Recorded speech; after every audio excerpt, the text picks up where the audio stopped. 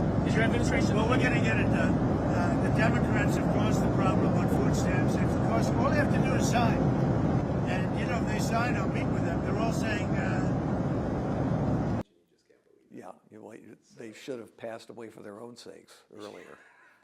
The easiest way to define SNAP benefits is to say it's the new name for food stamps. Essentially, it's the same. 42 million Americans get SNAP benefits, which is encouraging in a way. We're obviously reaching people who need it, but it's also shocking and depressing in another way, that 42 million Americans need food help, and they really do.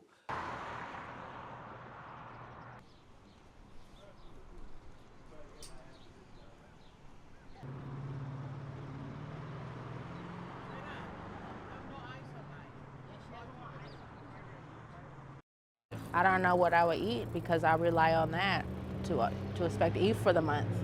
That would hurt my pocket. I wouldn't know what to do. I mean, there's other programs that offer you food boxes and stuff, but it's not the food that you want to eat. You can use your food stamp card and go anywhere that accepts EBT, and they'll take it. So that's good, you know, right? This program is a blessing. It's a very blessing to know that they are helping us and helping our kids and helping us be able to feed our children when we don't have jobs right now, or we can't really get unemployment, or we can't get stuff like that. It's a blessing to know that they would help us like this.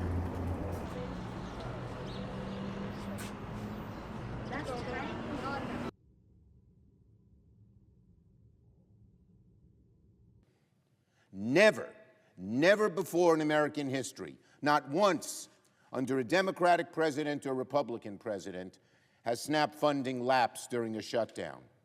Not even in 2019 during Trump's last shutdown. In fact, Trump himself funded SNAP throughout that shutdown. So this argument that he can't do it, that he doesn't have the money, that it's not legal, is just bull. Self-serving, nasty, vicious bull.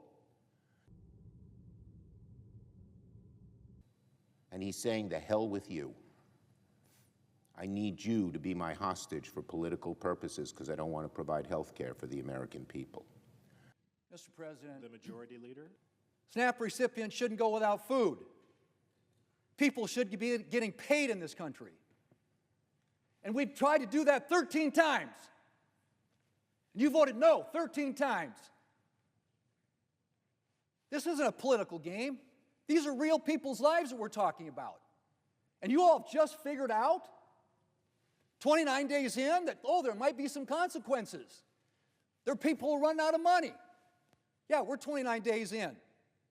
It is sort of remarkable. I think things happen by degrees, and the boiling frog. I've noticed both Democrats and Republicans are not just acknowledging this as a problem, it's causing them to have more conversations, which they should have been having on October 1st to get things back running. And conversation is not a solution, but it's a first step. Now that Trump is back in the country, he can also be involved in this. And when you get Trump on a subject like this, he's at a disadvantage, and he knows it. Most billionaires don't have to worry about where the next meal is coming from. That's what I've been told. I don't know many billionaires. Good afternoon, everybody. How we doing? Why don't the Democrats just stop this entire charade and reopen the government so that we don't have to try to make this thing work on a shoestring budget, which is what we're trying to do. The unfortunate reality, and we're starting to see this with our aviation industry, we're going to find out the hard way with SNAP benefits.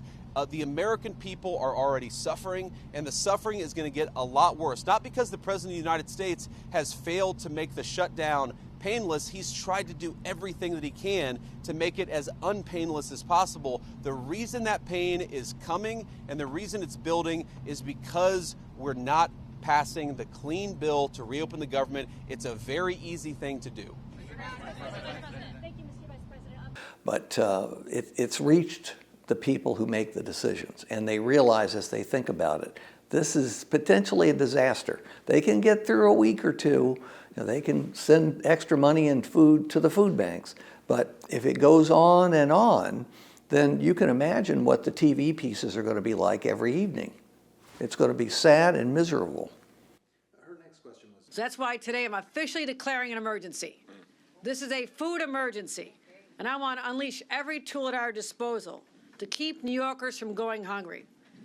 I have to be honest, no state, including our own, can backfill the money, because I'm going to tell you a number. It's $650 million every month is what we get from the federal government, our people do, for SNAP programs. We can't backfill that, but we have some strategies. Because I believe it's immoral for people to suffer, because Republicans will not unleash the food emergency funds that are sitting there. That's immoral. Don't need rules in print to do the right thing. And what the polls are saying cumulatively is that people are disproportionately blaming Trump and the Republicans in Congress.